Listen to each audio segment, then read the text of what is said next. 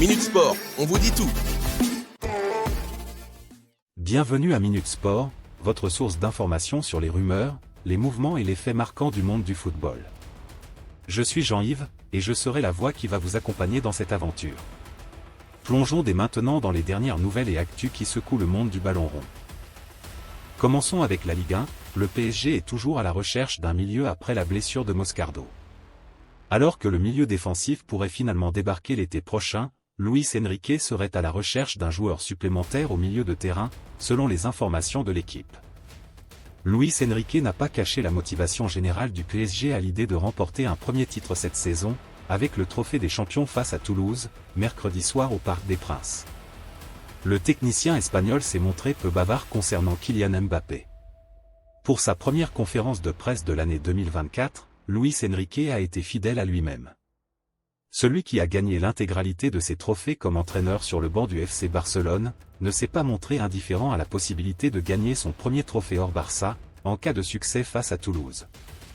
Toujours dans le club de la capitale, Warren Zaïre-Emery, le jeune milieu de terrain du Paris Saint-Germain, pourrait prolonger son contrat avec la formation francilienne.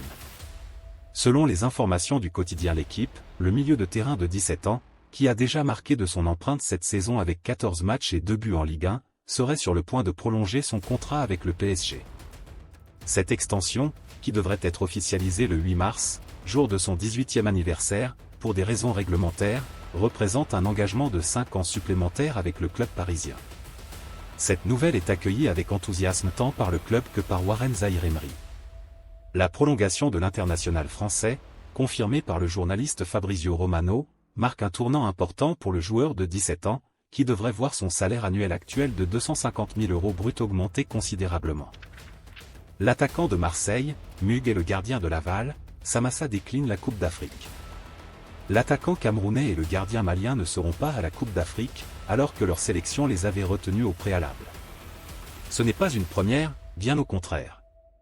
Le milieu offensif de l'OM, demi-finaliste du dernier mondial, Azzedine Ounahi, qui sera attendu avec le Maroc à la CAN, n'était pas lui-même, à l'OM, ces dernières semaines. Contraint d'être passé par des moments très difficiles dans la vie, il a peu à peu regagné confiance et estime désormais être plus proche du Ounahi étincelant du mondial 2022. Du côté de Nice, Jean-Claire Todibo, le défenseur central de l'OGC Nice, attire l'attention de plusieurs clubs anglais prestigieux tels que Tottenham, Manchester United et Chelsea, après une saison impressionnante en Ligue 1. Malgré l'intérêt grandissant que suscite l'international français, le club niçois n'envisage pas de se séparer de son défenseur central durant le marché des transferts hivernales.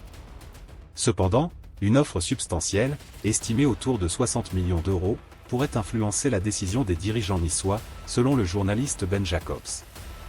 Pour l'instant, cette somme semble avoir dissuadé Tottenham, qui se tourne désormais vers Radu Dragusin du Genoa.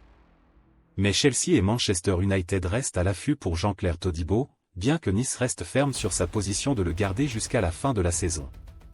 Après 3 ans et demi dans le sud de la France, Jean-Claire Todibo s'est établi comme un des meilleurs défenseurs de Ligue 1. Ses performances et sa régularité l'ont placé dans le radar de clubs européens prestigieux. Bien que Nice prévoit de le garder jusqu'à l'été prochain, l'intérêt croissant des clubs de Première Ligue pourrait changer la donne. À l'ouest de la France, Béni Traoré, le jeune avant-centre ivoirien, devrait rejoindre le FC Nantes durant les prochains jours. Un peu plus au nord-ouest, Yannick Cahuzac est nommé adjoint à Lorient. Ce mardi, l'ancien joueur du SC Bastia est venu renforcer le staff de Régis Lebris. En Italie, ce samedi, à l'occasion d'une interview accordée à Tuttosport, Gianluigi Buffon a effectué une proposition étonnante, celle d'agrandir la taille des cages des gardiens de but. En Espagne, Carlo Ancelotti n'a pas nié les contacts avec le Brésil, mais a surtout clarifié que son avenir dépendait du choix du Real Madrid, alors que le technicien a prolongé jusqu'en 2026 à Madrid. Et aimerait, pourquoi pas, y rester en 2027, voire 2028. En Angleterre, Wayne Rooney a été licencié de son poste de coach de Birmingham. Le dur métier qui continue de rentrer pour celui qui, à 38 ans, n'affiche pour le moment pas la même réussite sur le banc que sur le terrain. 15 matchs, pas un de plus. En 3 mois, c'est le temps qu'aura passé Wayne Rooney sur le banc de Birmingham, 20e sur 24, en Championship, la deuxième division anglaise, avec seulement 2 victoires pour 4 nuls et 9 défaites à son bilan personnel. La dernière, lundi à Leeds, 3-0, aura donc été celle de trop pour la légende de Manchester United. L'ancien attaquant anglais disposait pourtant de plus de 3 ans de contrat, puisqu'il avait été nommé manager jusqu'en juin 2027 en cours de championnat. Argentine, le numéro 10 de Messi peut-il vraiment être retiré? Normalement, c'est non. La FIFA n'a jamais accordé ce droit à aucune équipe nationale, et il faudrait alors une dérogation très spéciale pour l'Argentine à chaque Coupe du Monde.